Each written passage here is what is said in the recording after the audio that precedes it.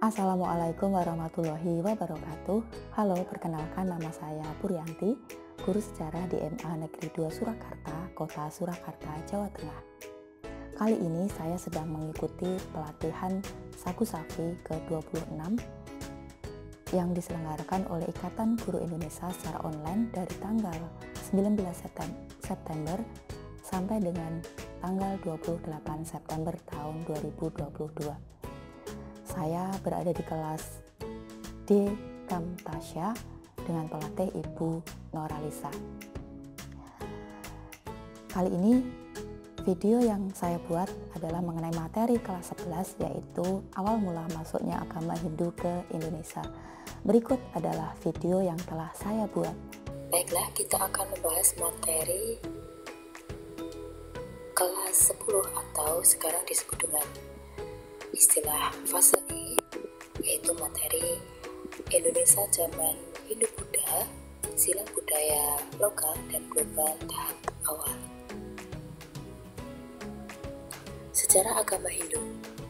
Agama Hindu di India sendiri diawali dengan kedatangan bangsa Arya yang merupakan bangsa pendatang dari Indo-Jerman melalui celah Khyber atau Khyber Pass pada tahun 2000 sampai 1500 sebelum Masehi, yang membuat suku bangsa asli yaitu suku bangsa Dravida yang merupakan penduduk asli bangsa India terdesak oleh bangsa Arya yang berasal dari Indo-Jerman.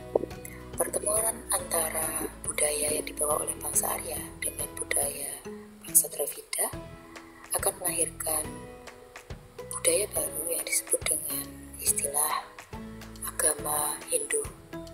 Atau dengan pertemuan dua budaya ini, kita mengenalnya dengan istilah sosiologinya adalah sinkretisme budaya.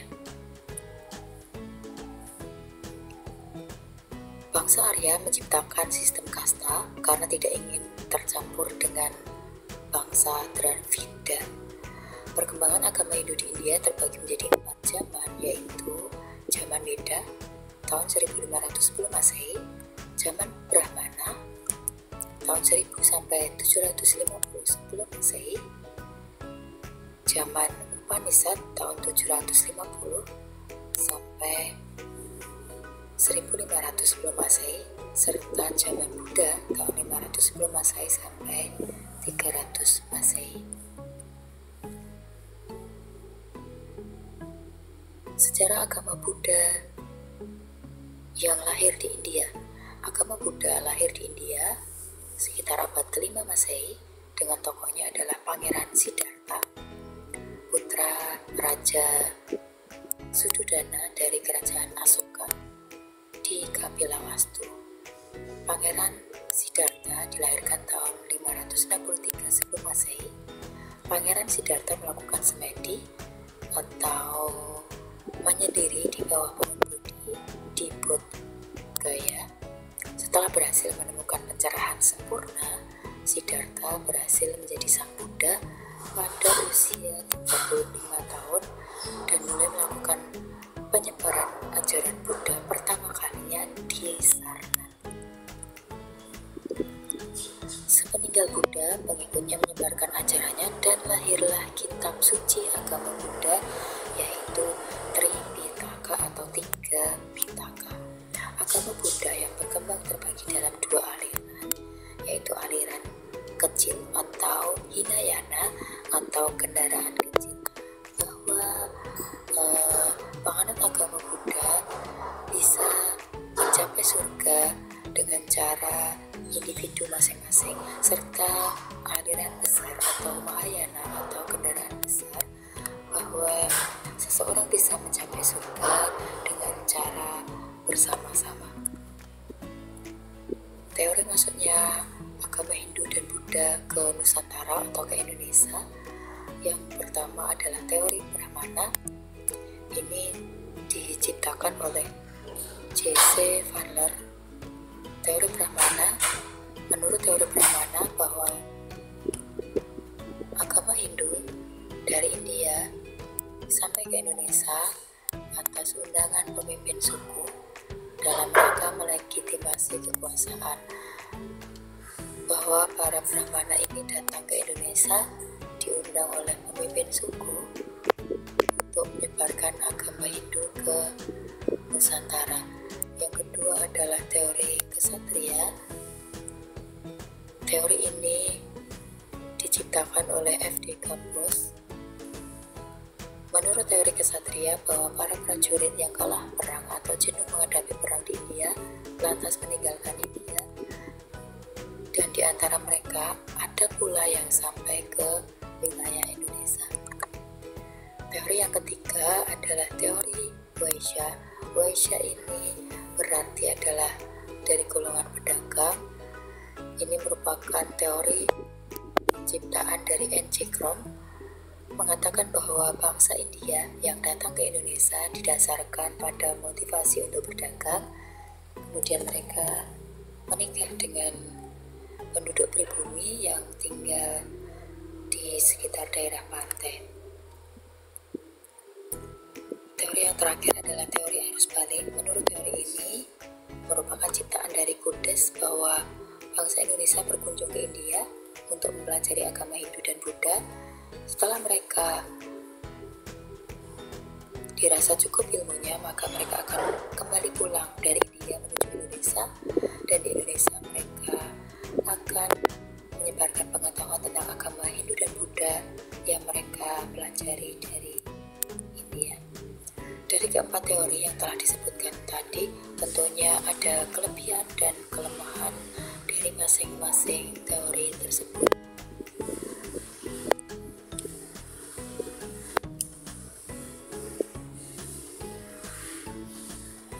Kehidupan kerajaan-kerajaan pada masa Hindu maupun Buddha di Indonesia.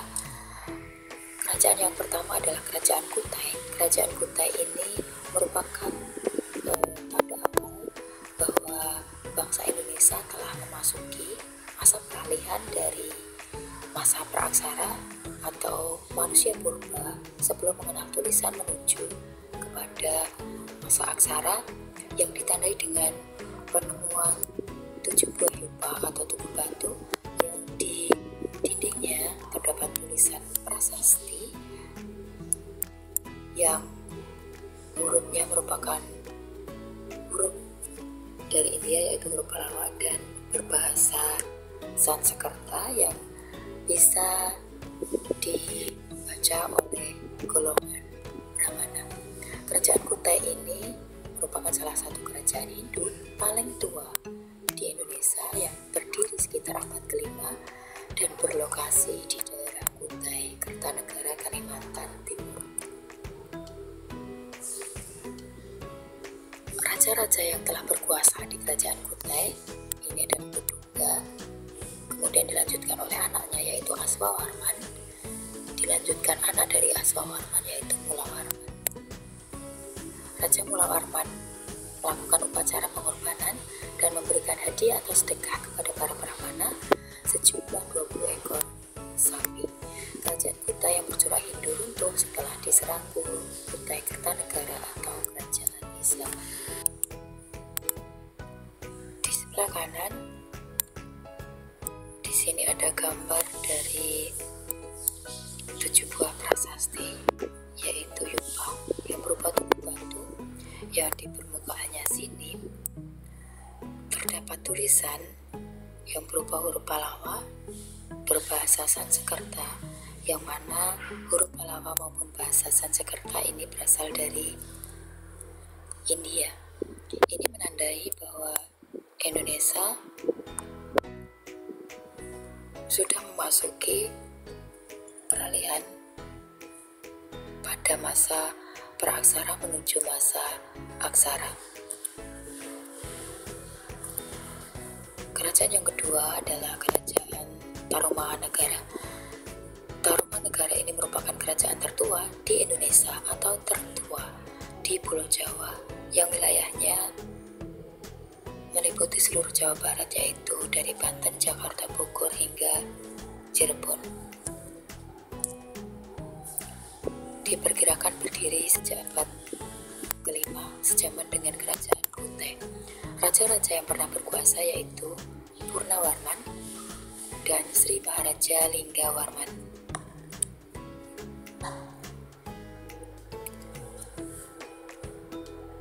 Prasasti-prasasti yang merupakan peninggalan dari Kerajaan Tarumanegara yang pertama adalah prasasti Ciarutan.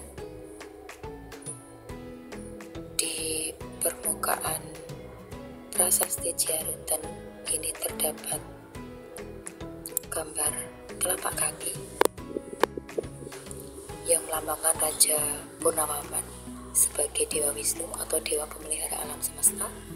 Kerajaan Tarumanegara telah menetapkan konsep Dewa Raja, yang mana raja yang memerintah disamakan dengan Dewa Wisnu. Prasasti yang kedua, ini adalah prasasti kebun kopi, di mana di sini terdapat telapak kaki gajah yang disamakan dengan gajah Airawata atau gajah kendaraan Dewa Wisnu. Prasasti yang ketiga adalah prasasti Tugu, menyebutkan tentang pembangunan saluran air yang panjangnya 6.112 tombak atau setara dengan 11 km yang diberi nama dengan nama saluran Gomati atau Sungai Gomati. Demikian untuk pembahasan materi awal masuknya agama Hindu dan Buddha ke Nusantara. Demikian video yang telah saya buat untuk memenuhi tugas pelatihan Saku Safi ke-26 yang diselenggarakan oleh Ikatan Guru Indonesia. Saya ucapkan terima kasih kepada para Bapak Ibu pelatih dan kepada Ikatan Guru Indonesia yang telah memberikan pelatihan-pelatihan secara online kepada guru-guru di seluruh Indonesia. Wassalamualaikum warahmatullahi wabarakatuh.